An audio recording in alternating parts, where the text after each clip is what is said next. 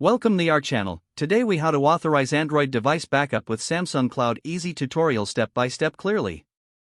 First, unlock your Android device and navigate to the home screen. Swipe down from the top of the screen to access the notification panel. Tap on the gear icon to open the settings menu. Scroll down and select Accounts and Backup.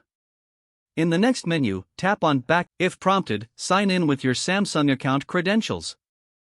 Once logged in, you will see the backup options available. Ensure that Backup My Data is toggled on. You can choose which data types you want to include in the backup. Select the Backup Now option to begin the backup process. Wait for the backup to complete, which may take a few minutes. After the backup is finished, you will see a confirmation message. If needed, access the settings to adjust your backup preferences further. You have now successfully authorized your Android device backup with Samsung Cloud. If the page does not load, refresh the browser or try again in a private or incognito window. Make sure you are using the correct email address, then retype it carefully to avoid small typos. If your password is not accepted, use the reset option and create a new strong password you can remember. Check your spam folder for verification or security emails, then complete any requested confirmation steps. Enable two-factor authentication if available to improve account security and reduce unauthorized access risk. After signing in, review your profile details so your contact information and settings are accurate and current. If you see an error message, note it down and try again after restarting your device and internet connection.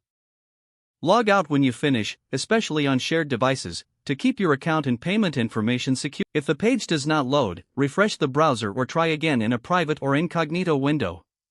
Make sure you are using the correct email address, then retype it carefully to avoid small typos. If your password is not accepted, use the reset option and create a new strong password you can remember. Check your spam folder for verification or security emails, then complete any requested confirmation steps.